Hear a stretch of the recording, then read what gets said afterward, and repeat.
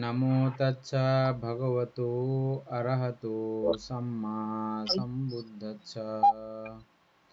জগৎপূজ্য মহাকারণিক তথাগত সম্যক সম্বুদ্ধ শ্রীচরণে কৃতজ্ঞ প্রণাম নিবেদন করে প্রজ্ঞাপারমিতে অংশগ্রহণকারী সকল উপাসক উপাসিকাগণের নিরোগ দীর্ঘায়ু সুখী জীবন তথা জ্ঞান বিমণ্ডিত জীবন কামনায় শুরু করতে চলেছি আজকের মহাপরিনির্বাণ সূত্র আলোচনা ক্লাস। সাধু সাধু সাধু।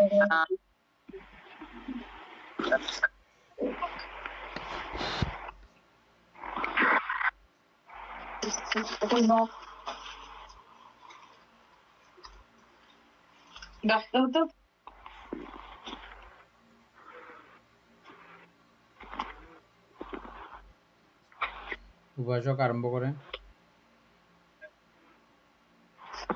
বন্ধ, আপনার সাউন্ড বন্ধ।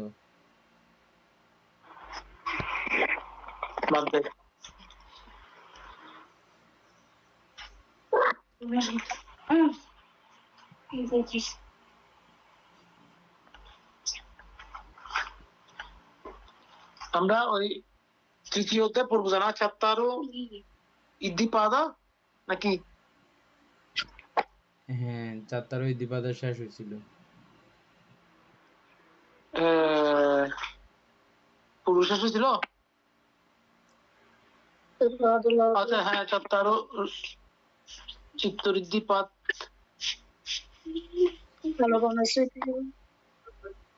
হ্যাঁ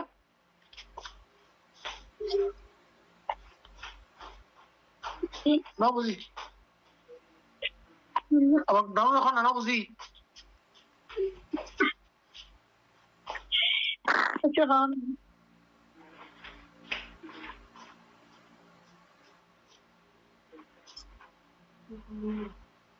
হ্যাঁ বানতে হচ্ছে চিত্তরিদ্দিপাদ পর্যন্ত শেষ ছিল মনে হয়। এরপর ইহারা প্রত্যেকে অধিপতি স্বভাব বিশিষ্ট। এই চৈতসিক চতুষ্টয় যখন চতুর্থ ধ্যান বলে পরিপুষ্টি লাভ করে তখন এই চিত্ত অসাধারণ শক্তি সম্পন্ন হইয়া থাকে। এগুলো পড়া হয় না নাকি? ওই আমরা চিত্তরিদ্দিপাদ বিমর্ষিদ্দিপাদ পর্যন্ত মনে হয় বুঝছিলাম নাকি মানতে?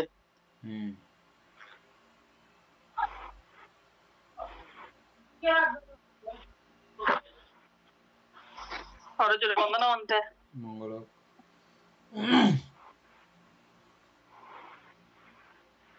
আচ্ছা, ইহারা প্রত্যেকে অধিপতি স্বভাব বিশিষ্ট। এই চৈতসিক চতুষ্টয় যখন চতুর্থ ধ্যান বলে পরিপুষ্টি লাভ করে তখন এই চিত্ত অসাধারণ শক্তি সম্পন্ন হইয়া থাকে।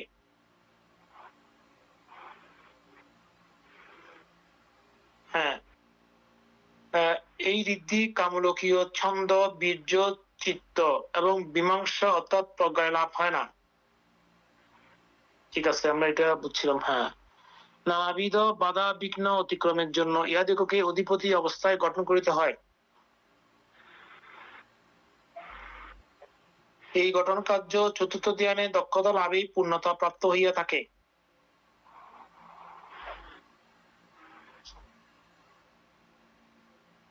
এখানে কিন্তু এটা স্পষ্ট প্রমাণিত, মানে কথাতে চতুর্থ ধ্যান ছাড়া ঋদ্ধি উৎপন্ন হবে না। হ্যাঁ, এখানে সেটা বুঝতে পারছিলাম। অধিপতি ইয়া হচ্ছে প্রমাণিত হচ্ছে এই কথাতে।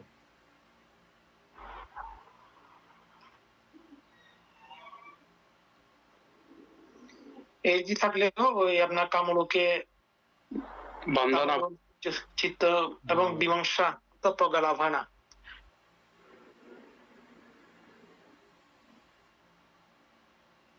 তবে এই এই এই চিত্তের এই শক্তিশালী গঠনটা করতে হয়। চিত্তকে এইভাবে দক্ষতা লাভ না করলে ওই ইয়েতে উপনীত হওয়া যায় না, প্রজ্ঞা লাভ হয় না।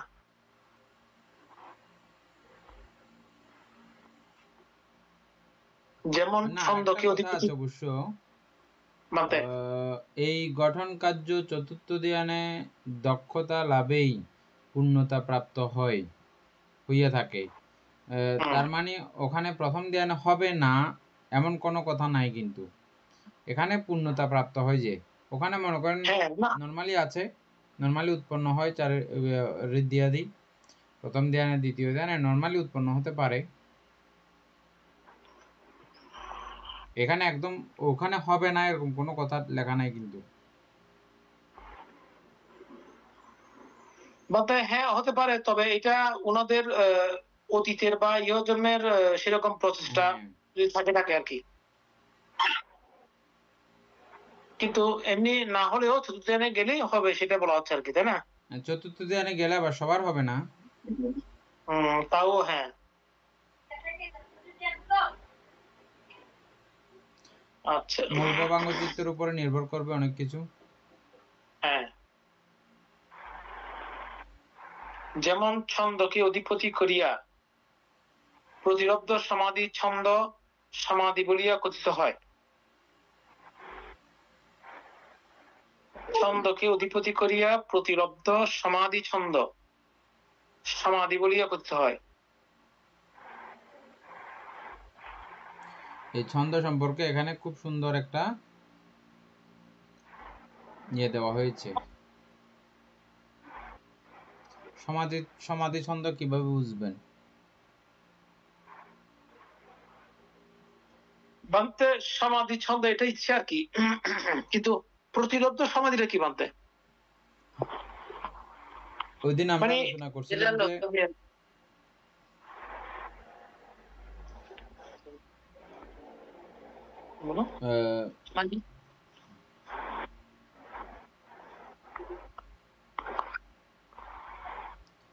যে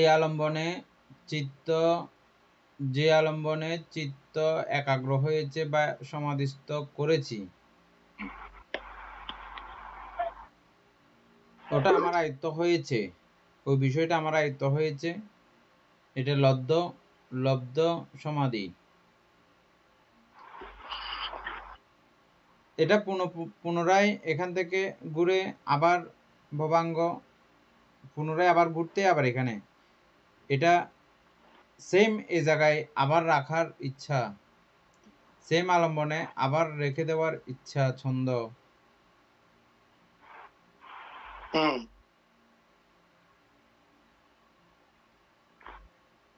এই এখানে ছন্দটা আধিপত্য বিস্তার করতেছে অবশ্যই। এখানে বলা যেমন ছন্দকে অধিপতি করিয়া আবার প্রতিরব্ধ সমাধি ছন্দ। পুনরায় আবার সেই সমাধির মধ্যেই যে বিষয়ে যে আলম্বনে চিত্ত সমাধিস্থ হয়েছে সে জায়গায় আবার পুনরায় আবার স্থাপন করা,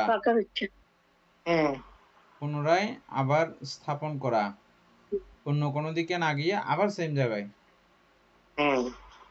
স্থাপন করার ইচ্ছা, ছন্দ।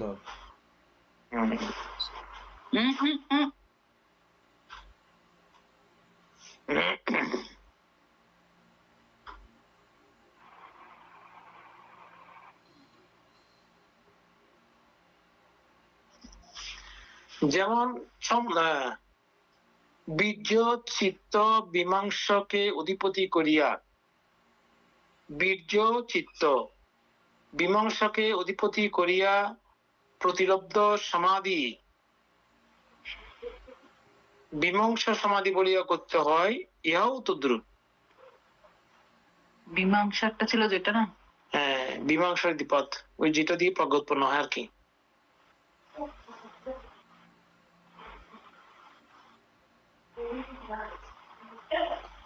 বীর্য চিত্ত বিমাংসাকে অধিপতি করিয়া প্রতিলব্ধ সমাধি বিমংস সমাধি বলিয়া কথিত হয়।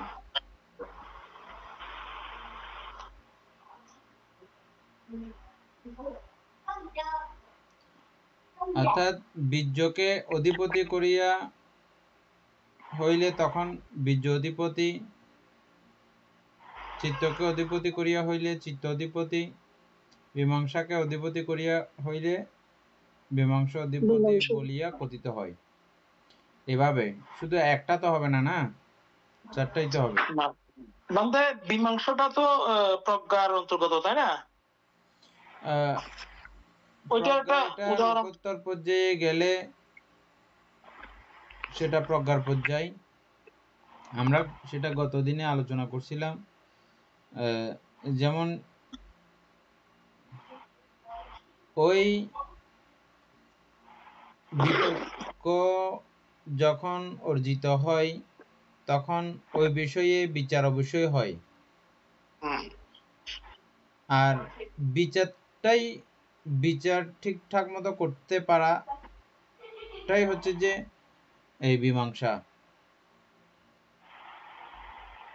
বা মীমাংসা। বিচার তো মনে আছে না?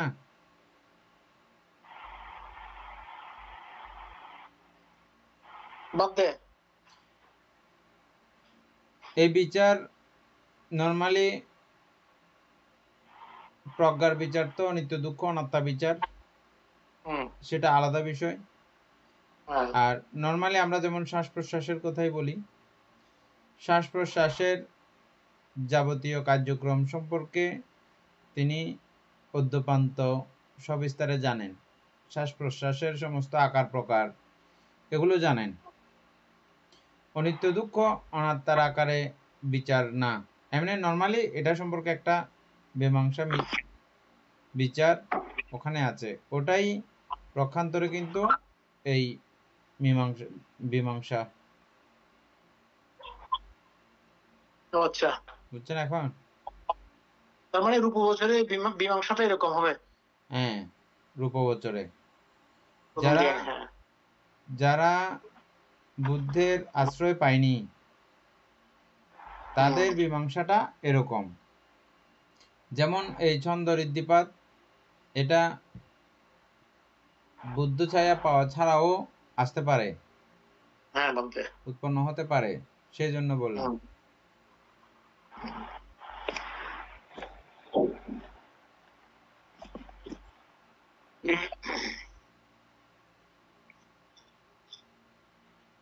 অবীজ উপাচার ধ্যান পাদ প্রথম ধ্যান বৃদ্ধি। এই তো প্রথম ধ্যান বৃদ্ধি, এখানেই তো আছে। তো এখানে আমাদের উপচার বলা হচ্ছে, তো আবার উপচার ধ্যান উপচার মানেই তো প্রথম ধ্যান। প্রথম ধ্যান। তো উপচার প্রথম ধ্যান পাদ দ্বিতীয় ধ্যান বৃদ্ধি। হ্যাঁ, উপচারের পরে অর্পণা, অর্পণা হচ্ছে যে প্রথম ধ্যান, উপচার না। দাদা অপর্ণা তো ইয়ের আগে হবে না? এই উপচার এর পরে হচ্ছে যে অপর্ণা। উপচার, হ্যাঁ, উপচার উপচার ওইটা তো অপর্ণা তো চলে যাবে তো বলতে ইয়ের আগে, ঠিক কি বলে, গোত্র উপর আগে না মানতে অপর্ণাটা, ওটা তো আপনার ইয়ে চলে যাবে গোত্রপুর তখন। পরে বোধহয় উপচার, না না, না না, অপর্ণা। উপচারের পরে হচ্ছে যে গোত্রপুর, হ্যাঁ, গোত্রপুর পরে অপর্ণা হচ্ছে যে হচ্ছে পরে অপর্ণা। মানতে। হ্যাঁ, বাদ ওইটা তো তখন ইয়ে চলে যাবে, এইটা কি বলে, লুকুত্তরে চলে যাবে মানতে। না, লোকোত্তরে যাবে না, গোত্রপুর সব জায়গাতে আছে। অপর্ণা থেকে, অপর্ণা থেকে মানতে লোকোত্তরের দিকে ধাবিত হয় না? না, অর্থাৎ গোত্রপুর সব অপর্ণার পরে জায়গাতে তো আছে। শ্রোতা, হ্যাঁ? এই যেমন আপনি প্রথম ধ্যান কমপ্লিট করেছেন, আবার দ্বিতীয় ধ্যান লাভের আগে আপনার এখানেও গোত্রপু আসবে। হ্যাঁ, ঠিক আছে, ওইটা বিচার করবে, ঠিক আছে মানতে অবশ্যই। হ্যাঁ, সেম ভাবে যখন আপনি লোকীয় সমস্ত কিছুর সমাপ্তি করে লোকোত্তরে উঠবেন, লোকোত্তরের আগেও গোত্রপু আছে। মানে অপর্ণাটা তাহলে কোথায়? অপর্ণাটা তো নর্মালি লোকোত্তর আগে, আমরা পড়ে আসছো না? ইয়েতে, এটা কি বলে, অপর্ণা হচ্ছে যে কারণ প্রথম অপর্ণা মানে ধ্যান। পরে না আর কি, চিত্রটা একেবারে ইয়ে হয়ে থাকে। অপর্ণা হচ্ছে যে প্রথম ধ্যান, আর অপর্ণার উপচার। উপচার হচ্ছে যে প্রথম ধ্যানের আগের অবস্থা।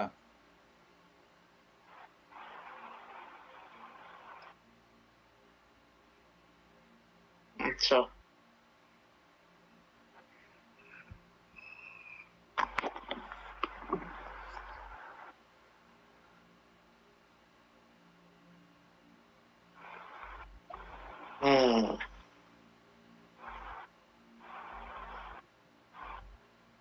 তাহলে সৌপচার প্রথম ধ্যান পাদ, দ্বিতীয় ধ্যান বৃদ্ধি, পূর্বভাগে পাদ, অপর ভাগে বৃদ্ধি। এটা বুঝে নাই। পূর্বভাগ মানে এই যেমন প্রথম ধ্যান এর উপচার দেখছি না আমরা। প্রথম ধ্যানের উপচার, প্রথম ধ্যান লাভ করার ঠিক পূর্ব মুহূর্তে যে উপচার আছে, ওই উপচার হচ্ছে যে পাদ মানে মার্গ,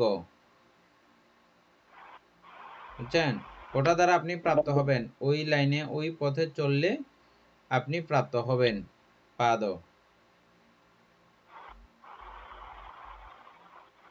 মানে পথ বা রাস্তা। আর অপর ভাগে ঋদ্ধি।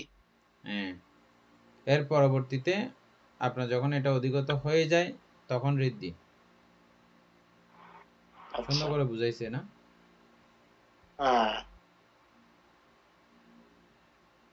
বিশুদ্ধি মার্গ ও বিভঙ্গ অর্থকতা দ্রষ্টব্য,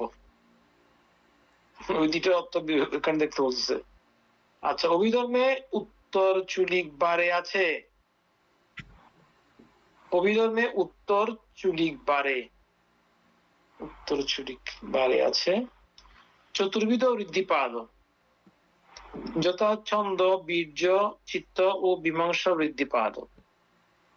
তন্মধ্যে ছন্দ ঋদ্ধিপাদ কি প্রকার? আচ্ছা, এগুলো ব্যাখ্যা দাও। আচ্ছা, এটা তো আবার কি জানি পালি।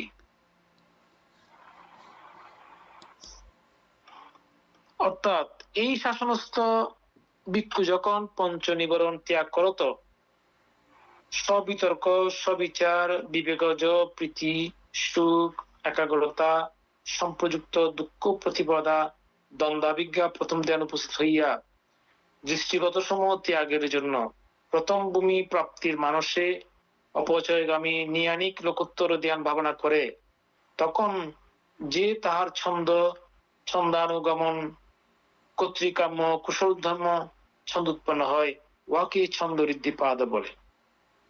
এটা তো আমরা না পড়তাম তো কিছু বুঝতাম না।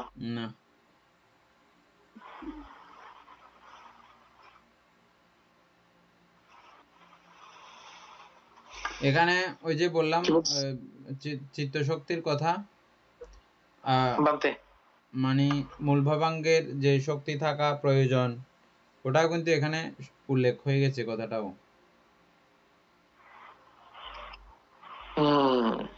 দ্বন্দ্ব বিজ্ঞা, ক্ষিপ্র বিজ্ঞা, এগুলো কেন হয়, কাদের হয়, এগুলো আমরা পড়ছিলাম না? হ্যাঁ বান্তে, ওইটা কথা বলছে আর কি, ধর্মসংহিতা পড়ছে। অর্থাৎ এই শাসনস্থ ভিক্ষু যখন পঞ্চ নিবরণ ত্যাগ করত, সবিতর্ক, সবিচার, বিবেকজ, প্রীতি, সুখ, একাগ্রতা, সম্প্রযুক্ত, তার মানে পঞ্চমী ত্যাগ করলে এগুলো উৎপন্ন হবে না।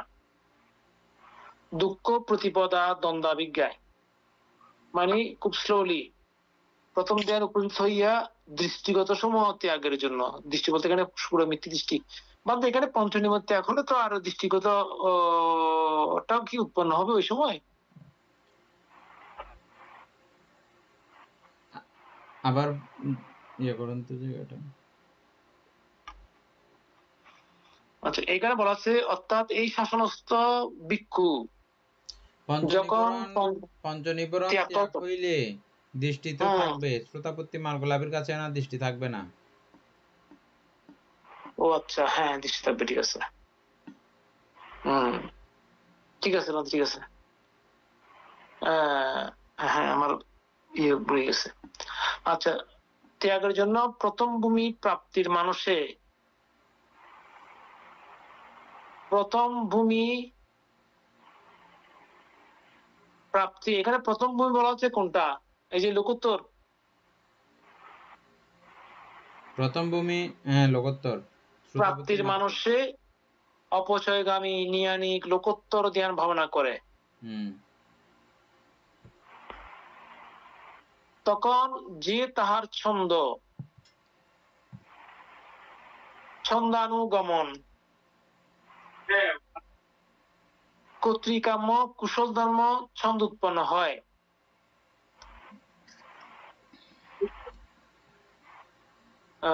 তখন যে তাহার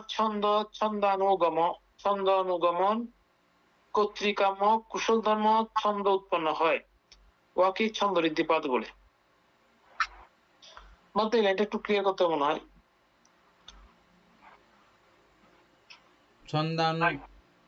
ছন্দানুগমন কর্তৃকাম্য কুশল ধর্ম ছন্দ উৎপন্ন হয়, ছন্দ উৎপন্ন হয়, উহাকেই ঋদ্ধিপাদ বলে। অবশিষ্ট ধর্মসমূহ ছন্দ ঋদ্ধিপাদ সম্প্রযুক্ত। এই ঋদ্ধিপাদ আমরা প্রথম ধ্যান, দ্বিতীয় ধ্যান, তৃতীয় ধ্যান বসে, চতুর্থ ধ্যান বসে সেখানে আমরা দেখেছি। এই ছন্দ ঋদ্ধিপাদ যখন সমস্ত কর্তৃকাম্যতা অর্থাৎ কাম্য বিষয়ের প্রতি, কাম্য বিষয় বলতে কর্তৃকাম্যতা বলতে এখানে ওখানে হয়তো কামনা ত্যাগের বিষয় আছে আপাতত সাময়িক সময়ের জন্য হইলেও, আর এখানে লোকোত্তরের প্রথম ধাপ অর্থাৎ শ্রোতাপত্তি মার্গ প্রাপ্তির জন্য এই ছন্দ কুশল ধর্মসমূহের ছন্দ উৎপাদন, ছন্দ সেখানেও ব্যবহার করতে হয়। তার মধ্যে এখানে তো কুশল ধর্মই থাকবে, তো ওখানে অন্য কিছু আসার প্রশ্ন আসে না, তো সুতরাং আসবেই না। এই সেই সময়ও ওই ছন্দ এই ঋদ্ধিপাদ, এবং আমরা অনেক গল্প পড়েছিও, উনি শ্রোতাপত্তি মার্গ লাভ করার সঙ্গে সঙ্গেও ঋদ্ধিপ্রাপ্ত হয়েছেন। এক গল্প পড়ছিলাম না আমরা, ভিক্ষু একজন মাতিকাম্মা, আচ্ছা হ্যাঁ, তিনি সুকৃতগামী মার্গলাভী ছিলেন এবং ওই ধ্যান লাভ করার ক্ষণেই তিনি ঋদ্ধিও লাভ করেছেন। সেজন্য জ্ঞান লাভ করছেন, যেটা কি বলে, হ্যাঁ চিত্ত বিচারণ জ্ঞান, পরচিত্ত বিচারণ জ্ঞান, হ্যাঁ, এবং দিব্যচক্ষুও আছে। ঠিক আছে। তো এই ছন্দটা তখনও কাজ করেছে শ্রোতাপত্তি মার্গফল লাভ করার সময়, আর এই ছন্দ তখনও ওই ব্যক্তির ভবাঙ্গ ওইভাবে প্রাপ্ত হওয়ার যোগ থাকলে, ঋদ্ধি প্রাপ্ত হওয়ার যোগ থাকলে, শক্তি থাকলে তখনও তিনি লাভ করতে পারেন। তখনও এটা ঋদ্ধিপাদ, এভাবে আর সবগুলোতেও থাকবে। হ্যাঁ, বলতে এই ছন্দ ঋদ্ধিপাদ ব্যবহার সুকৃতগামী মার্গলাভীর সময়ও থাকবে, অনাগামী অরহত সব জায়গাতেই থাকবে এই ছন্দের ব্যবহার। এবং অরহত হয়ে যাওয়ার পরেও, এটা নিয়ে তো আমরা ওইদিন আলোচনা করছিলাম অলরেডি না, অরহত হয়ে যাওয়ার পরেও তিনি এই ইচ্ছা উৎপন্ন করার সঙ্গে সঙ্গে ওনার কাছে ঋদ্ধি উৎপন্ন হয়।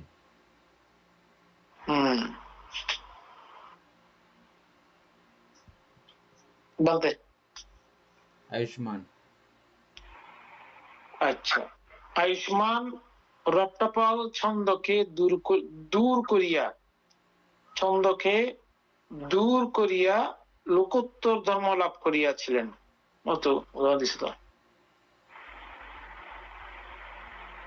আয়ুষ্মান রক্তপাল ছন্দকে দূর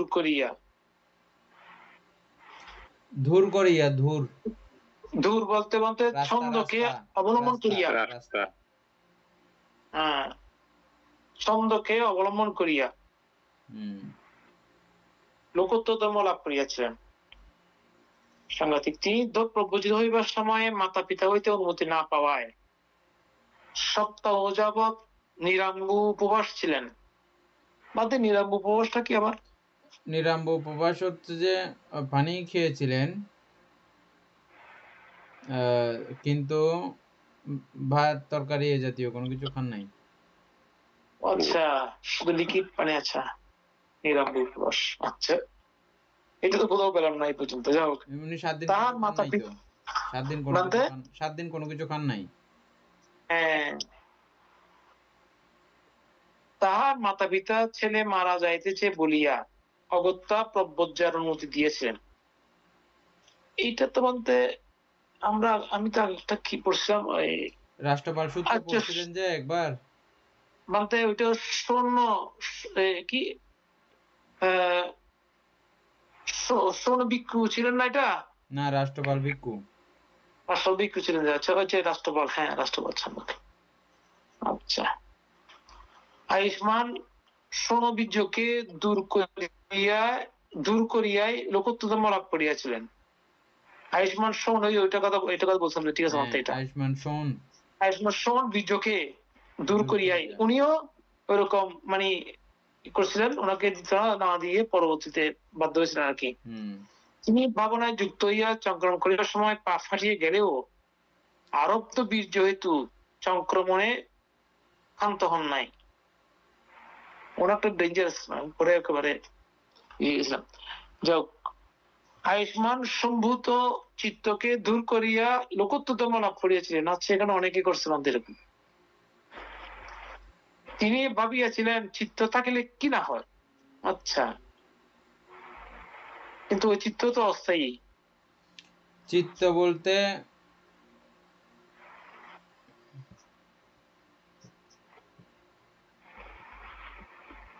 চিন্তা, হ্যাঁ বলতে ঠিক আছে তো। বিতর্ক।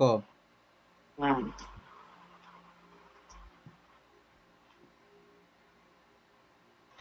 এবং চিত্তকে প্রকান্তরে আমরা বিজ্ঞান যেটা বলতেছি ওটারও ব্যতিক্রম না, ঘুরে ফিরে আবার ওটাও, ওটা তো হ্যাঁ আছেই।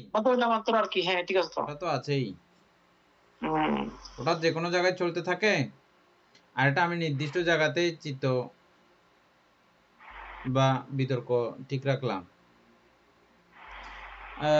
প্রকান্তরে সমাধি, এগুলো একই জায়গায়, মানে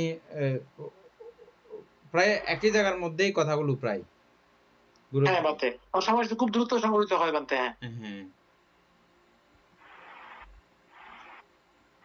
আচ্ছা, তিনি ভাবিয়াছিলেন চিত্ত থাকিলে কি না হয়, চিত্তকেই পূর্বগামী করিয়াছিলেন। আয়ুষ্মান মগরাজ বিমংশকে দূর করিয়া লোকোত্তর ধর্ম লাভ করিয়াছিলেন।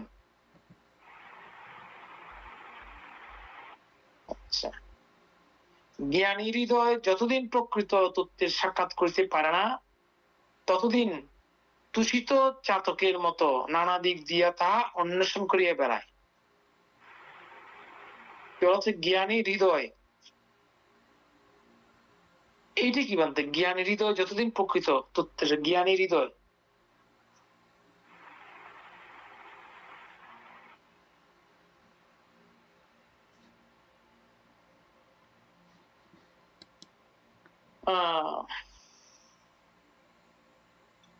এই উদাহরণটা বুঝলাম না বলতে।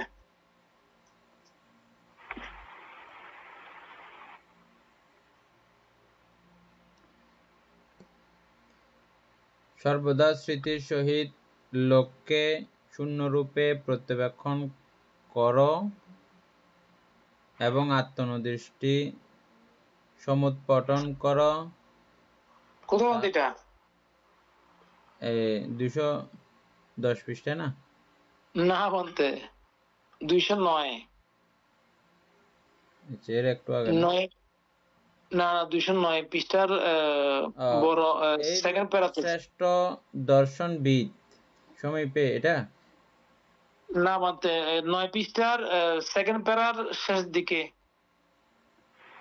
আচ্ছা, আমি পড়তেছি। জ্ঞানী হৃদয় যতদিন প্রকৃত তত্ত্বের সাক্ষাৎ করিতে পারে না, ততদিন তৃষিত চাতকের মতো নানা দিক দিয়া তাহা অন্বেষণ করিয়া বেড়ায়। তৃষিত চাতক তো চিনেন? তৃষিত চাতক হচ্ছে চাতক পাখি। পাখি। হ্যাঁ, হুম। চাতক পাখি। ও যখন পানির পিপাসায় কাতর হয়ে যায় তখন ও আচ্ছা, তাহলে ওদিক দিয়ে, হ্যাঁ ঠিক আছে বলতে, ওদিক দিয়ে ঠিক আছে, বোঝা গেছে এটা।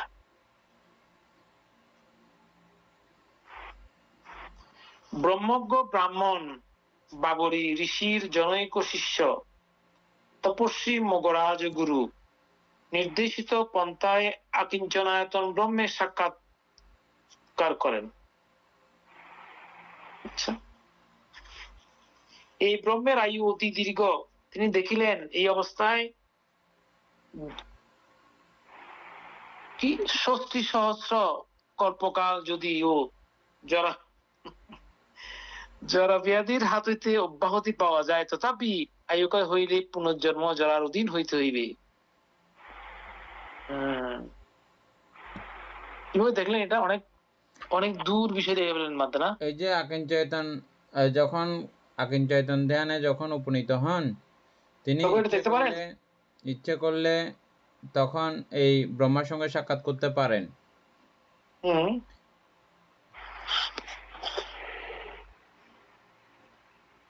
না, বাট আমার প্রশ্ন সেখানে, আমার প্রশ্ন হচ্ছে কি, উনি এই যে আবার ওইখান থেকে আয়ুক্য হয়ে পুনর্জন্ম নিয়ে জরার অধীন হইতে হবে, এটা তো একমাত্র যারা কি জানি প্রজ্ঞা উৎপর সম্পন্ন ওনারাই বুঝতে পারেন এটা। তথাপি ওই জন্য ওনারা ওখানে থাকেন না, ওখানে যান না। ওনারা ছাড়া আর কেউ বুঝতে পারেন না। হ্যাঁ, আমি সেটাই বলতে চাচ্ছি। তাহলে উনি কেমনে বুঝলেন? তাহলে উনি ওখান থেকে যেতেন না, ওখান থেকে বেরিয়ে যেতেন তাহলে, এরকম হলে। এর আগে কি লেখা ছিল যে তাহলে নাকি আমার প্রশ্ন বুঝি না, লোকোত্তর। আবার পড়ে দেখি মানতে। হ্যাঁ, ব্রহ্মজ্ঞ ব্রাহ্মণ বাবরি ঋষির জনৈক শিষ্য তপস্বী মগরাজ গুরু নির্দেশিত পন্থায় আকিঞ্চনায়তন ব্রহ্মের সাক্ষাৎ করলেন। নির্দেশিত পন্থায় এই ব্রহ্মের আয়ু অতি দীর্ঘ। তিনি দেখিলেন এই অবস্থায় ৬০ সহস্র কল্পকাল যদি, এখানে ৬০ বলতে ৬০ সহস্র ৬০ কল্পকাল নাকি ৬০ হ্যাঁ, এরকম? হ্যাঁ, ৬০,০০০। কল্পকাল যদি ও জরাব্যাধির হাত হইতে অব্যাহতি পাওয়া যায়, মানে এত কল্পকাল পর্যন্ত অন্য কোনো জরাব্যাধি হবে না, ঠিক আছে। তথাপি আয়ুকয় হইলে পুনর্জন্ম জরার অধীন হইতে হইবে। আপাত দৃষ্টিতে এই ব্রহ্ম সাযুজ্য যদিও সুদীর্ঘ প্রশান্তি, তবু অনন্তকালের পক্ষে ইহা নিতান্ত অল্প, কয়েকক্ষণ মাত্র। কাজে ইহা জীবনের চরম লক্ষ্য হইতে পারে না। এটা দিয়ে খুব সুন্দর একটা বিষয় বোঝার আছে। হ্যাঁ বান্তে। যেমন আমরা ব্রহ্মায়ুকে মনুষ্য গণনায় এত বিশাল এবং লম্বা টাইম হিসাবে চিহ্নিত করতেছি, কিন্তু অনন্তকালের সঙ্গে হিসাব করলে এটা কয়েকক্ষণ মাত্র।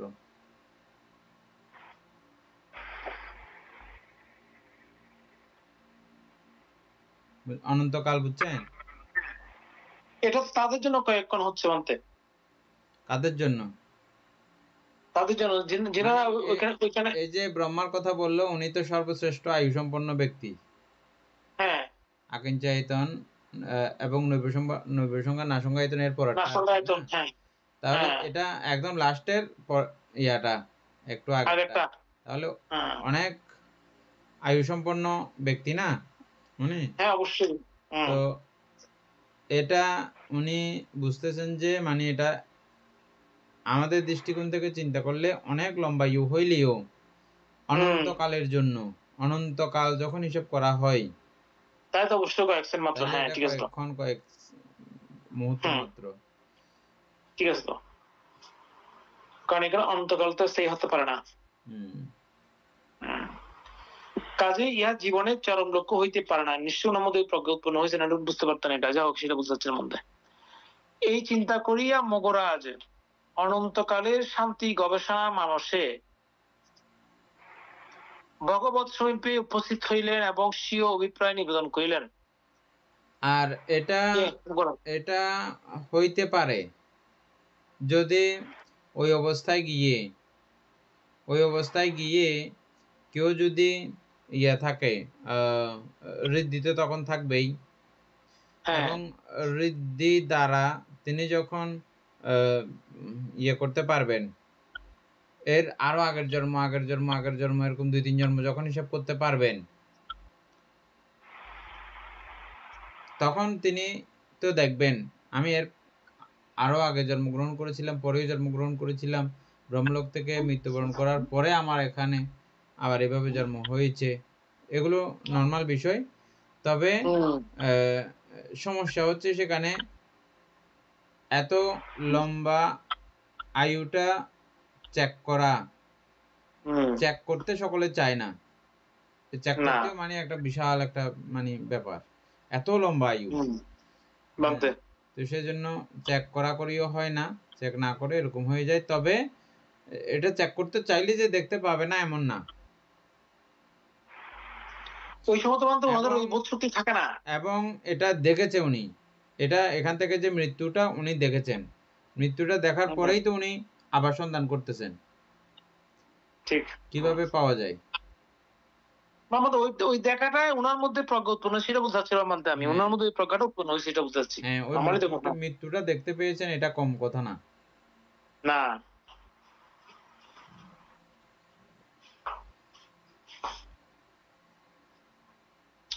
আচ্ছা এই চিন্তা করিয়া মগরাজ অনন্তকালের শান্তি গবেষণা মানুষে অনন্তকালের শান্তি গবেষণা মানুষে ভগবত সঙ্গে উপস্থিত হইলেন এবং স্বীয় অভিপ্রায় নিবেদন করিলেন।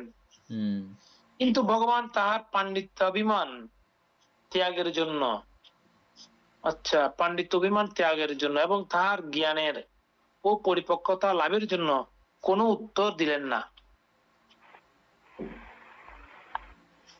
উনি যে পণ্ডিত ওনার আমি মধ্যে একটা অভিমান যে ছিল। একজন মান্ত্রের কথা আপনাদেরকে প্রায় সময় গল্প করতাম। এটা মনে হয় মগরাজ মনে হয়। হ্যাঁ বান্তের মগরাজ হুম। তারপরে এবং তাহার জ্ঞানের ও পরিপক্কতা লাভের জন্য কোনো উত্তর দিলেন না। দ্বিতীয়বারেও ভগবান নিরূপ রহিলেন। তৃতীয়বারে মগরাজ বলিলেন ইহলোক পরলোক ব্রহ্মলোক সদেবক অর্থাৎ সদেব লোক সমারক সব ব্রহ্মক সমস্রণ ব্রাহ্মণ প্রজার মধ্যে কেহই যশস্বী গৌতমের দৃষ্ট অর্থাৎ অভিপ্রায় লব্ধ বিষয় জানেন না। কি বলছে বুঝছেন? মানতে কোত্থেকে গৌতমের যা জানবেন? লাভ করছেন হ্যাঁ এটা মানে দেবতা ব্রহ্মা শ্রমণ, ইহলোক পরলোক হম দেবতা সব ব্রহ্মক, তারপরে সশ্রমণ, এটা বেশি ডেঞ্জারাস। সশ্রমণ বুঝছেন? সশ্রমণটা কি বানতে? সশ্রমণ হচ্ছে যে যারা ইন্দ্রিয় সমূহকে একেবারে সাম্য করে ফেলেছেন। বুদ্ধকে শ্রমণ রাজও বলা হয়, শ্রমণ বলা হয়। হ্যাঁ শ্রমণ গৌতম বলা হ্যাঁ। হ্যাঁ, শ্রমণ গৌতম এবং শ্রমণ রাজও বলা হয়। কারণ হম উনি সমস্ত ইন্দ্রিয় সমূহকে দমন করেছেন।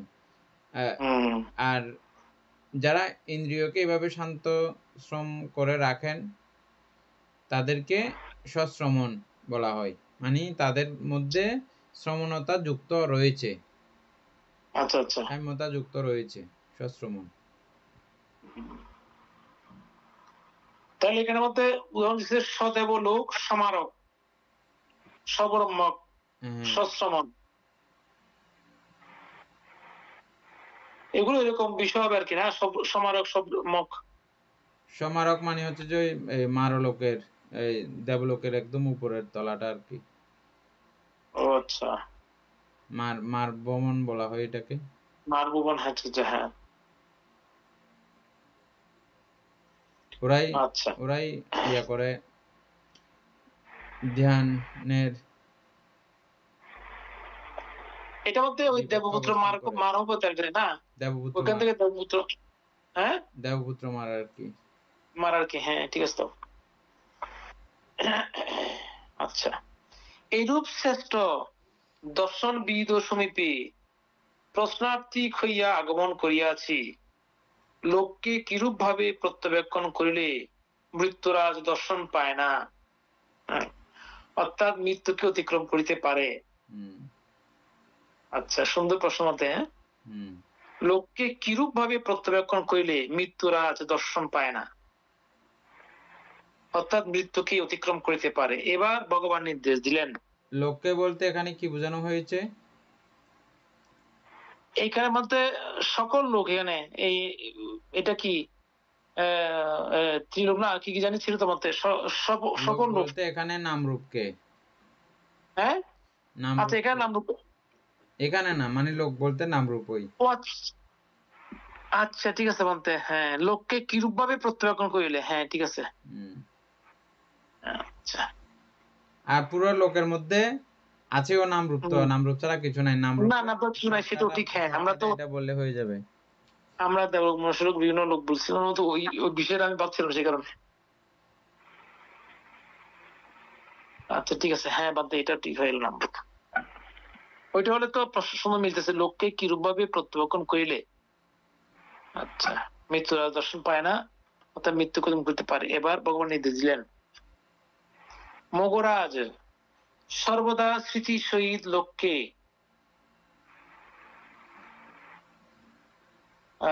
সর্বদা স্মৃতির সহিত লোককে শূন্য রূপে প্রত্যাখ্যান কর এবং আত্মানুদৃষ্টি সমুৎপাটন কর, তাহলে মৃত্যু জয়ী হইবে। এটা সবচেয়ে খুব গুরুত্বপূর্ণ, বুঝছেন? এগুলো এখানে দুঃখের কথাও বলে নাই, অনিত্যের কথাও বলে নাই। একটা বুঝাই দিলে ওগুলো সহ গৌণ। অনিত্য এবং দুঃখ যখন শূন্যতা ব্যাপার চলে আসে, বুঝছেন? অনাত্মানুদৃষ্টি যখন আত্মানুদৃষ্টি যখন সমুৎপাটিত হয় বা অনাত্মা যখন উপলব্ধি হয়, অনাত্মা মানে হচ্ছে যে শূন্য, তাহলে সেখানে আপনার দুঃখ দর্শন, অনিত্য দর্শন এগুলোও নিষ্প্রয়োজন। একটা প্রশ্ন আসতো এখানে, আমি সেটা চিন্তা করছি। এখানে বলা হচ্ছে সর্বদা স্মৃতির সহিত লোককে, আমরা যদি স্মৃতি করি তাহলে আমাদের চিত্ত সমাধিস্থ হবে, কিন্তু আপনার ওই শূন্যটা দেখতে হলে তো অনাত্মাকে জানতে হবে মানতে। স্মৃতি বলতে এখানে আমাদের স্মৃতির সূচনা যেভাবে বলছিলাম আমরা, এখান থেকে এভাবে স্মৃতির সূচনা, স্মৃতির চরম অবস্থা হচ্ছে যে অনিত্য, দুঃখ, অনাত্মা। এটা প্রজ্ঞায় উন্নীত হলে মানতে, প্রজ্ঞা না হলে তো জানতে জানা যা সম্ভব নয়। তো এখানে ওই দুইটাকে আর ধরা হয় নাই, শূন্য আসবে মানতে। এখানে দুইটাকে ধরাও হয় নাই। কোন দুইটা? দুঃখ এবং অনিত্য, অনিত্য এবং দুঃখ, এই দুইটাকে ধরাও হয় নাই। এবং আপনি খেয়াল করে দেখেন, এই দুইটা প্রয়োজন নাই। অনাত্মানুদর্শন হয়ে গেলে অনাত্মার মধ্যে আবার দুঃখ কোথায় পাইছেন? আবার আপনি অনিত্য কোথায় পাইছেন? না, আমার প্রশ্ন সেটা নয়। আমার প্রশ্ন হচ্ছে কি, আমরা স্মৃতি দ্বারা নামরূপকে যদি আমরা স্মৃতিকে আমরা যদি নিবিষ্ট করি, তাহলে ওই নিবিষ্টের মধ্যে আমরা শূন্যতা পাওয়ার কথা না, যদি আমাদের মধ্যে প্রজ্ঞাটা উৎপন্ন না হয়। কারণ স্মৃতি দ্বারা তো প্রজ্ঞা উৎপন্ন হচ্ছে না, সরাসরি হবে। প্রজ্ঞা কি? যেতে হবে না বলতে। স্মৃতির লাস্ট পরিস্থিতি কি? চিত্তকে একাগ্র করা বলতে, সমাধিস্থ করা। উপাসিকা জানে, উপাসিকাকে বলতে বলো। বলতে স্মৃতির লাস্ট পর্যায়ে অনিত্যকে জানতে পারা। একদম, এটারও লাস্ট পর্যায়ে হচ্ছে যে অনাত্মাকে জানতে পারা। মানে স্মৃতি একাগ্র হয় সেটা জানতে হবে। অনিত্য কেমনে আসবে এখানে প্রজ্ঞা উৎপন্ন না হলে? অনিত্য বুঝতে পারলেই তো প্রজ্ঞা উৎপন্ন হবে। অর্থাৎ আপনার স্মৃতি কিসে রাখবেন? যে স্মৃতি রাখবেন যে এটা কোনোভাবেও আত্মা নাই এখানে, এটাই স্মৃতি রাখা। মানে আপনি একটা নামরূপের কার্যক্রম করতেছেন, সেখানে আপনি পাহারাদার নিযুক্ত করেছেন যে কি কোনোভাবেও আমার মন যেন এটাকে আত্মার রূপে স্বীকার না করে। করতে চাইলে ওকে সঙ্গে সঙ্গে প্রমাণ করে দেখিয়ে দেওয়া, এই দেখো তুমি কেন আত্মা বলতেছো। যে শুধুমাত্র প্রজ্ঞা লাগবে না, এটাই প্রজ্ঞা, প্রজ্ঞা মানেই স্মৃতি, স্মৃতি আচ্ছা, মানেই আমি প্রজ্ঞা। আমি বলতে সেটা বোঝাচ্ছি, যাই হোক, স্মৃতি হ্যাঁ। মানেই প্রজ্ঞা, সম্যক স্মৃতি এটা প্রজ্ঞার অন্তর্গত। আমরা পড়ছিলাম না ইয়াতে আর্যষ্টাঙ্গিক মার্গ 3 ভাগে বিভক্ত করলে? মানে সপ্তবুদ্ধঙ্গের মধ্যে আছে না, প্রথমত হ্যাঁ, তারপরে স্মৃতি আছে, এই তারপর স্মৃতিটা প্রজ্ঞার ব্রহ্মচর্য। অন্তর্গত না? না, সমাধির অন্তর্গত স্মৃতি। আমি তো সেটা বুঝতে পারছি, সমাজের অন্তর্গত স্মৃতিটা। হ্যাঁ, তো আর হইলেও যেটা মার্গের পক্ষান্তরে মধ্যে, কিন্তু এই স্মৃতির লাস্ট অবস্থা কিন্তু প্রজ্ঞা। হ্যাঁ, স্মৃতি থেকে স্মৃতি দিয়ে মানে যে, কোনো আলম্বনের মধ্যে যদি মনটা একাগ্রত হয়, তখন সেখান থেকে মানতে বাকিটা আসতেছে। হুম।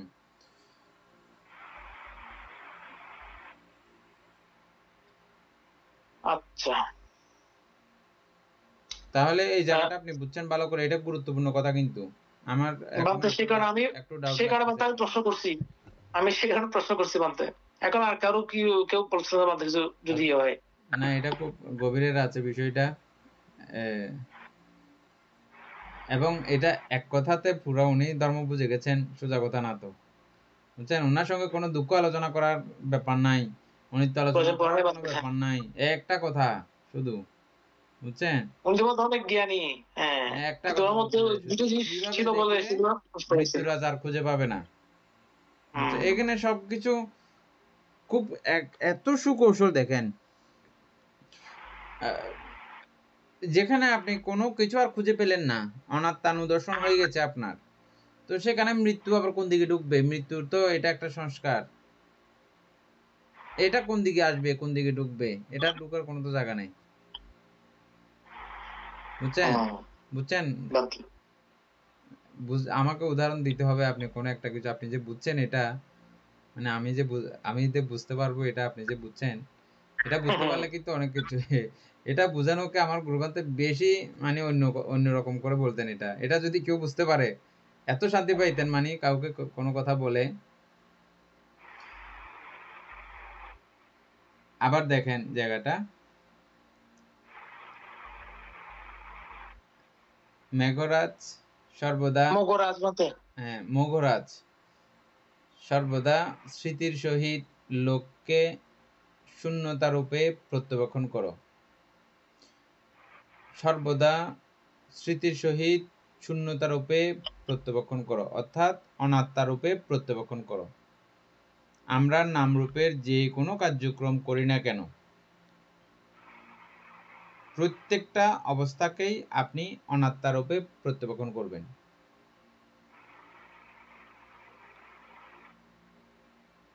কিভাবে অনাত্মারূপে প্রত্যবেক্ষণ করবেন? রূপে আসুন প্রথমে, আস্তে আস্তে করে আবার সমাধান করেন।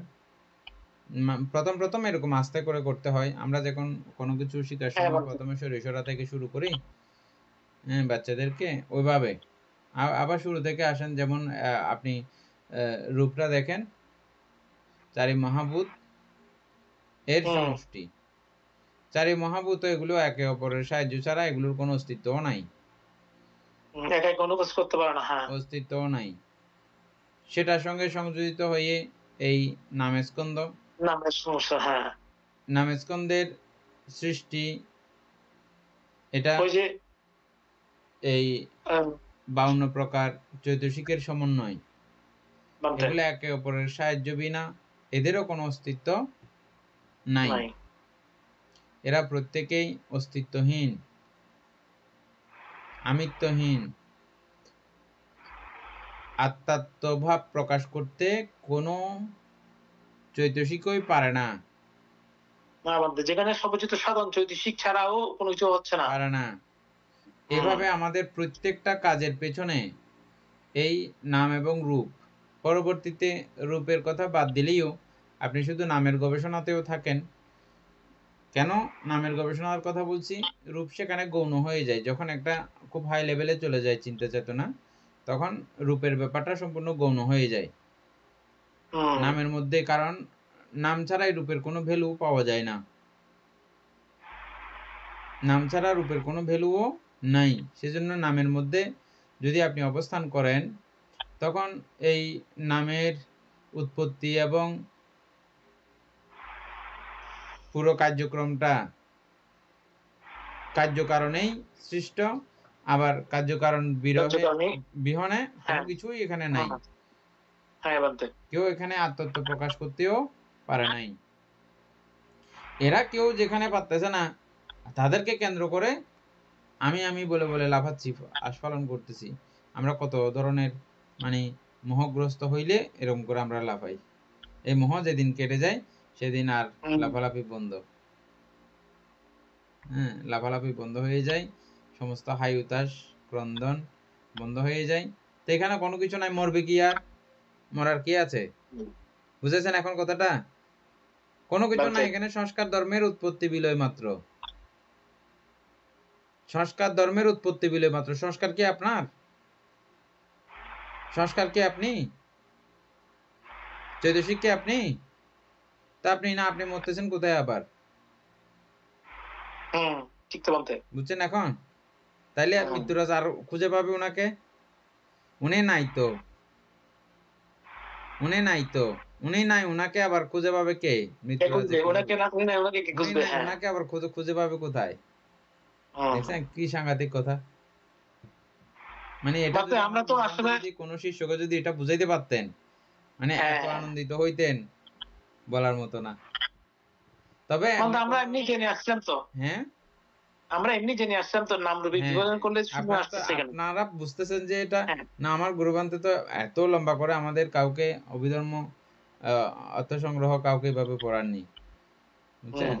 এমনি দেশনা করতেছেন, দেশনা করতে করতে যদিও বা এই জায়গাতে গিয়ে এই জিনিসটা যদি কাউকে বুঝাইতে পারতেন, আচ্ছা আমি খুবই তৃপ্তি লাভ করতেন, এটা বলতেছি। ঠিক আছে বান্তে, অবশ্যই করো কথা। এটা মানে সহজ কোনো আলোচনা না। দেখেন এখানে আপনার দুঃখের কোনো কথা আসছে না, না অনিত্যর কোনো কথাও এখানে আসছে না, ওনার সঙ্গে বলার প্রয়োজন পড়ে নাই। অনাত্মা দিয়েই অনাত্মানুদৃষ্টি তৈরি হইলে তখন সেখানে অনিত্য অনিত্য ওনার চোখে আর পড়ার দরকারও নাই, বান্তে পরেও না। এখানে একটা কথা আছে আবার, মগরাজের মধ্যে ওই বিষয়টা জ্ঞাত ছিলেন যে অনিত্য আছে, দুঃখ আছে, অনাত্মাটা খুঁজে পান নাই। হ্যাঁ, অনিত্য, উনি ওই যে মৃত্যু দেখেছেন না? হ্যাঁ অনিত্য দেখছেন উনি, হ্যাঁ দুঃখ আছে, এই যে আবার জন্মগ্রহণ করতে হবে, এই যে কিন্তু অনাত্মাটা বের করতে পারেন নাই তো। দুঃখ না দেখলে তো ওখানে তিনি যাইতেন না। এটা ক্রমান্বয়ে ওখানে বুঝে যেতেন না। যাওয়ার পেছনে কারণ হচ্ছে যে দুঃখ দেখে দেখে। হ্যাঁ এবং বান্তে এখন এবং এইটা এখন আসছে। হ্যাঁ, এবং তিনি মৃত্যু যে দুঃখ, ওই মৃত্যু নামক মৃত্যুরাজ যেন ওনাকে খুঁজে না পাই, তাহলে দুঃখ যেন খুঁজে না পাই ওনাকে। মৃত্যুটা আমাদের 8 প্রকারের দুঃখ দেখানো হয়েছে, যে সেখানে মৃত্যু একটা আছে না, হ্যাঁ জাতপি বান্তে দুঃখ জরাপি দুঃখের মধ্যে মারণামপি দুঃখ, হ্যাঁ বান্তে হ্যাঁ হ্যাঁ তাহলে এই দুঃখ আছে তো সেখানে আছে। তাহলে দুঃখ তিনি আছে বান্তে। চিনেছেন। ওনাকে শুধু এখন ওই অনাত্মা দেখাইলেই যে ওনাকে আর মৃত্যুরাজ দর্শন করতে পারবে না, এটা বুঝে গেছে। এমন ভাবে একটা লাইনে উনাকে অনাত্মা দেখা দিলেন। হ্যাঁ এখন খুব ক্লিয়ার আছে বান্তে, আপনি যখন অনাত্মার কথা বলছেন বারবার করে, এখন চিন্তা করলাম না, মগরাজ তো সত্যি অনিত্য দুঃখ অনিত্য দুঃখ দেখে আসছে, অনাত্মা দেখেন নাই। হ্যাঁ আচ্ছা বান্তে, আপনাকে অনেক অনেক কৃতজ্ঞ বন্দনা বান্তে। আশা করি সবাইও বুঝছেন, কুটুবাবু বুঝছেন না? আচ্ছা, লোককে এইরূপ ভাবে প্রত্যাবর্তন করিলে মৃত্যুরাজ দর্শন পাইবে না। নামরূপ কিভাবে প্রত্যাবর্তন করিলে মৃত্যুরাজ দর্শন পাইবে না? জরা মৃত্যু হইতে অব্যাহতি পাইবে। এই যে পাইবে না, এখানে কিন্তু মানে ওই বিষয়গুলো এত ঘুরানো করে কিন্তু লেখানো নাই, কিন্তু আপনি এখন বুঝতে পারতেছেন কেন পাবে না। এই কারণে পাবে না। মৃত্যুরাজ কেন দর্শন করতে পারবে না? কারণ ওখানে আর মগরাজ নাই তো, মগরাজকে আবার পাবে কোথায়? ঠিক তো, মগরাজ নাই, মগরাজ মরবে কেমনে আবার? মানুষ একটা থাকলে না মরে, জীবিত থাকলে না মরে, জীবিতই নাই উনি, নাই ওই, আবার মরবে কোথায়? হ্যাঁ বান্তে সংস্কার ধর্মের উৎপত্তি এবং বিলয় এটাই রয়েছে, অন্য কোনো কিছু এখানে নাই। সংস্কার ধর্ম মাত্র আছে বিদ্যমান, নিদর্শন জ্ঞান মাঝে মিলিবে সন্ধান। আমরা যে একটা গাথা বলি, ওই গাথাতে একটা লাইন আছে। ওইটাই। হ্যাঁ গাথা শেষ হওয়ার সঙ্গে সঙ্গেই সম্যক রূপে বুঝিয়া ব্রাহ্মণের চিত্ত আশ্রব সমূহ হইতে সম্পূর্ণরূপে বিমুক্ত হইল। লম্বা আছে যখন আর নয় সবাই একসঙ্গে ঠিক আছে বলতে কালকে বাকিটা মানে আমি লাস্ট লাইনটা পড়ছি এই কারণে উনি আশ্রম সময় উনি মুক্তি হয়ে গেছেন সে কারণে।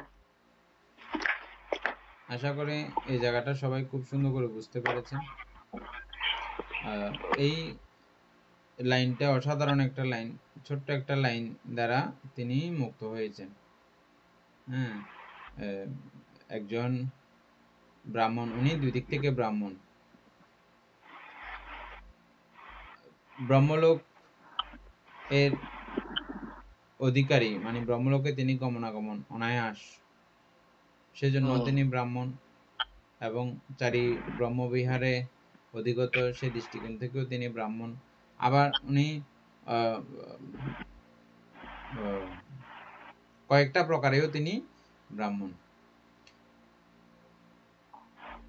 এবং তিনি জন্মগতভাবেও ওই যে ব্রাহ্মণ কুলীনের ব্যাপার যেটা রয়েছে, এখনো আছে, এখনো ব্রাহ্মণ আছে না আমাদের হিন্দুদের একটা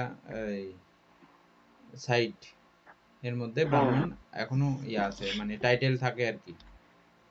এটা তখনও ছিল। মূলত ব্রহ্মচারী থেকেই ব্রাহ্মণ শব্দের উৎপত্তি। ব্রহ্মচারী থেকে, ব্রহ্মচারীরা তাদের চিত্ত শিথিল করে ফেললে,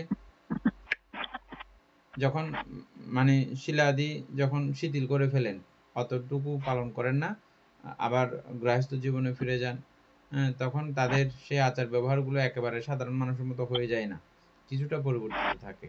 তো তাদের মানে ব্রহ্মচারী বলতে যারা ব্রহ্মচর্য পালন করেন, আচরণ করেন, তাই না? তারাই তো সন্ন্যাসী আর কি।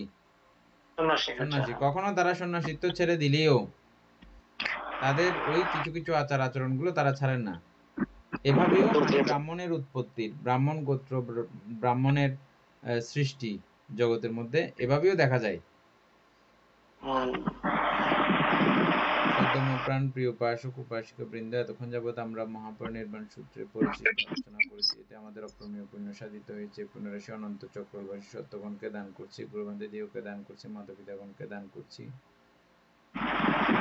এবং যারা আমাকে প্রতিনিয়ত ভাবে ধর্মচর্চায় সহযোগিতা করছেন তাদেরকে পুনরাশি দান করছি। যারা আমাকে প্রতিনিয়ত চারিত্র ইত্যাদি দান করেন তাদেরকে পুনরাশি দান করছি। এই পুণ্যের কাছে আমরা প্রত্যেকেই প্রার্থনা করব নির্বাণ লাভ অবধি অসৎ ব্যক্তি, মূর্খ ব্যক্তি, পাপমিত্রের সংসর্গ লাভ না করে সদা সর্বদা জ্ঞানদর্শী কল্যাণ মিত্রের সান্নিধ্য সংসর্গ লাভ করতে সক্ষম হই। এইরূপ সাধু কামনা পোষণ করে আজকে সেখানে সমাপ্ত করছি।